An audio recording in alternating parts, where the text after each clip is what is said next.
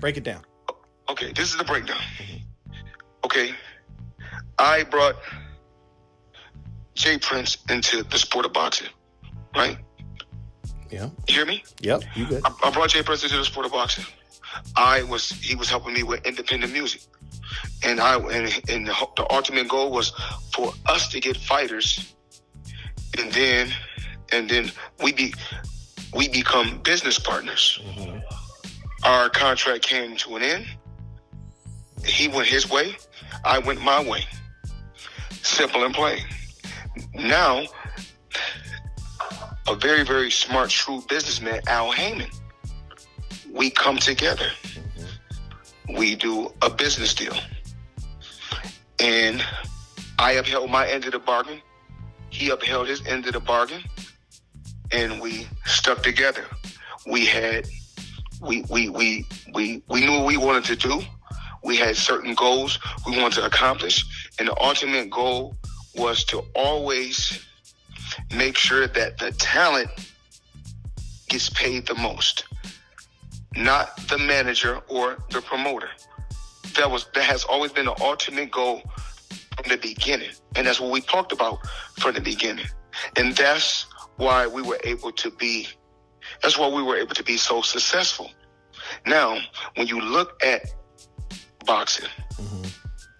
I feel like I showed the fighters the green print, meaning that it's just like, I feel like I'm like Harriet Tubman.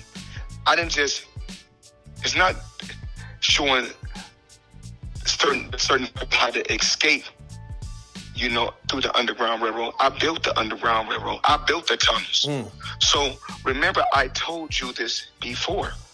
If the best fighter in the sport of boxing, the highest grossing fighter in boxing history, show you guys that I left a company, which is Top Rank. Yeah. Right? As soon as I left them, the first fight I left them, I made more money in the first fight that when I left them. Mm. This is the truth. Fact. So now we look. I say, when I talk to Terence Crawford, I'm proud of you. I text him all the time. I'm proud of you. I text Errol Spence all the time. I'm proud of you. Because I'm proud of my people. I will always be proud of my people first. I will always support my people first. Right? Mm-hmm. So we look now. Now Terence Crawford is in a lawsuit with Top Rank. Right? Yep. Shakur Stevenson, a silver medalist. Right? Mm-hmm. He just fought a fighter, and he looked unbelievable. And the fighter that he fought, he's a hell of a fighter also that he fought. Mm-hmm. Right? Yep. But guess what?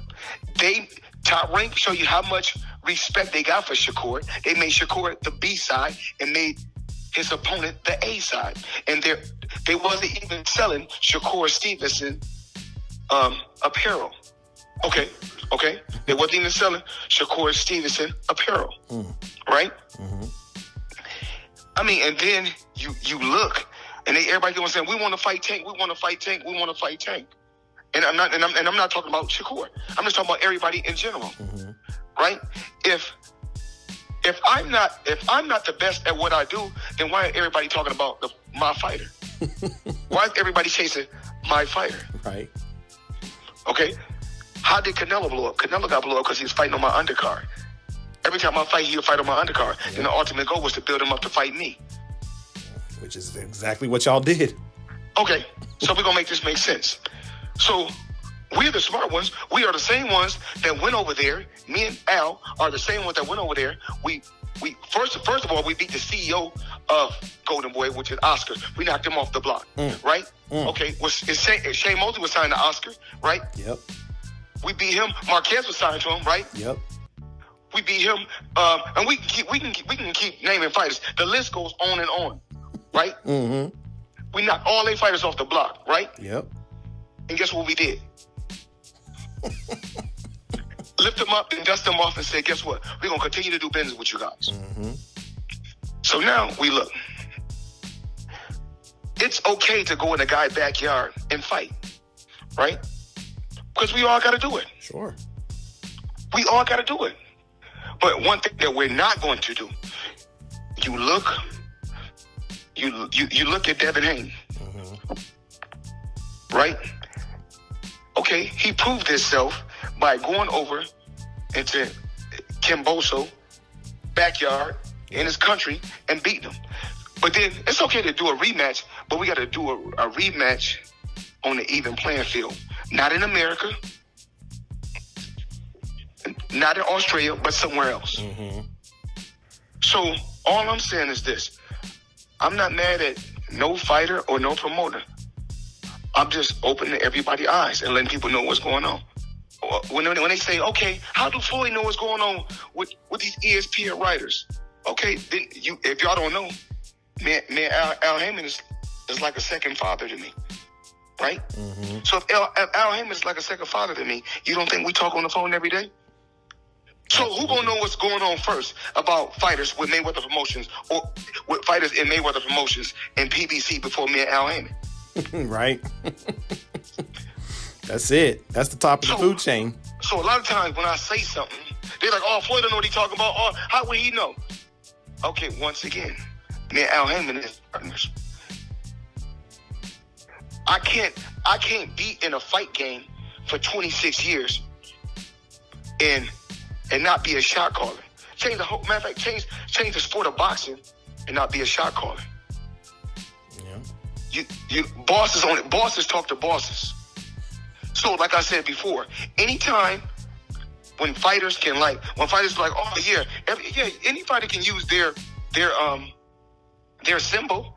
Everybody got a symbol that they could put up on a backdrop. That's okay. But you cannot have a promotion company until you can advance a fighter $3 or $4 million. If you can't do that, then you just got a symbol. If I tell you something, that's what it is. If I tell you something, that's what it is. You're going to tell me I gave this sport almost 30 years as a professional, and I made the moves that I made for me to sit on a phone or for me to do interviews and lie? Right. Well, and like I said, listen, I'm proud of these young fighters, but I'm also going, you look, okay, like Tank don't have to have all the belts, right? But Tank is not fighting on free TV neither. Okay? Tank is doing real numbers for what's going on in this era because there's a lot of, people are constantly stealing the fights. Right. So his numbers is great for this era. It's me, I work smarter. I work smarter. I don't work harder. I still got all my money. And I'm still making powerful moves. I still got my jet. I still got my yacht. I still got all my mansions. I still got all 42 of my houses. I still got all my buildings in New York. So, once again, when I say something, that's what it is.